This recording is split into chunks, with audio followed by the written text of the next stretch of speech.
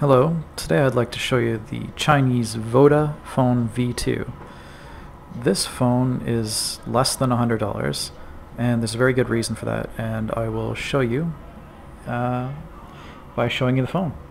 So I don't know if you can see, but it actually has two SIM card slots, one here and one here, and it comes with 2 GB flash, TF flash, and that would seem like a pretty good feature set to me. So let's explore this thing.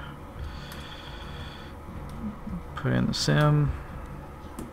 It's not too hard.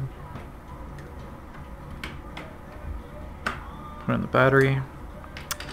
Now, I've taken this thing apart before, so my IMEI number is actually on the back of my casing, but yours would probably be inside on that metal thing. So you press the top button here and it boots up, and usually it makes a really loud noise, but I disabled that because I found it pretty annoying.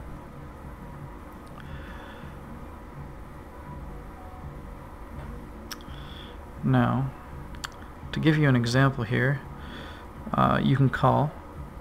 These are the biggest buttons you'll get on the phone. They're huge, which is fairly nice. And it does indeed call. Like, I don't have service in this building, but you can trust me, it does call, as long as you have an active SIM in it. I'm going to try zooming in here, just so you can see a little better. So yeah, there it is, trying to call. Abort the call, thank you. And you see that call ended dialogue. A lot of the dialogues look really crappy and kind of unfinished. The next one we can try is camera. It does have a camera, video recorder, photo editor, slideshow, and it is advertised half the time with a 1.3 megapixel camera, but really it's 0.3 megapixel camera, so it's 640 by 480, same as a lot of the old phones. So yeah, it's not going to take very good pictures at all, and the pictures are okay. I have one on my blog. It's washy. It's 640 by 480, whatever. The next thing I wanted to show you, which is the really crappy thing actually, is messaging. Go to text message. Has a few messaging features. Most of them are all just SMS, but stored in a list or something ridiculous like that. Oop. I don't want to go to the inbox. I want to write a message. So there you have the buttons. Take a look at those buttons. Those are tiny. Those are barely usable. You want to see even tinier buttons? Take a look at the letters at the bottom. Yeah, that's what you have to press on to spell something. Oops, I tried to press W there, but that was an S. W. Go to lowercase here. E. L. L, please. L. L. Okay, come on. Jesus Christ, I pressed backspace, not that button. Okay, well that's enough of that. Let's try making an L with handwriting.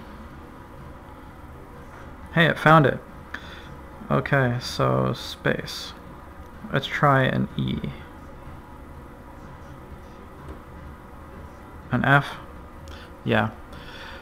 Now, my F looked horrible there because I'm drawing it with my left hand, but trust me, no matter how nicely you draw, half the time it won't figure out what character you're actually putting in.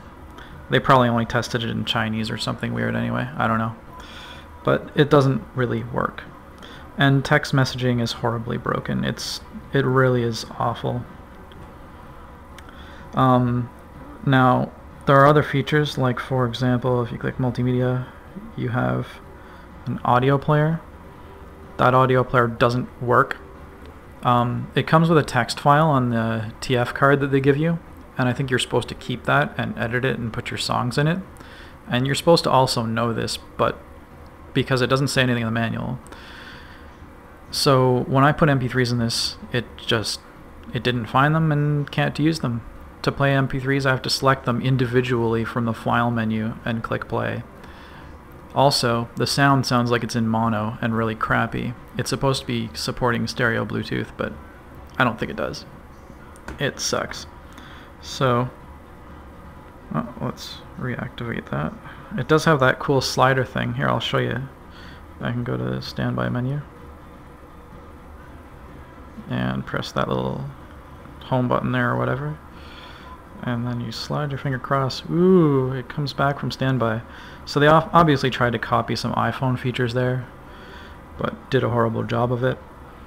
In general, this phone feels unfinished. It does text message, it makes calls. You can also browse the web in WEP format, or WAP format. There's no JavaScript support at all, so you can't put any applications on it.